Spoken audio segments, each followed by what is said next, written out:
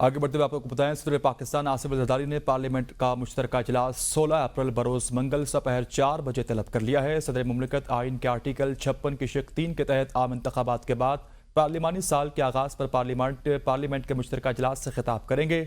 सदर पाकिस्तान की जानिब से डेट अनाउंस कर दी गई है। इजलास 16 अप्रैल को दोपहर 4 बजे होगा और सदर पाकिस्तान आइन के आर्टिकल 56 की शिक 3 के तहत आम इंतखाबात के बाद पार्लिमानी साल के आगाज पर पार्लियामेंट के मुश्तरका इजलास से खिताब करेंगे। मजीद जानते हैं अपने नुमाइंदे रिजवान अब्बासी से। रिजवान, आगाह कीजिएगा इस हवाले से मजीद।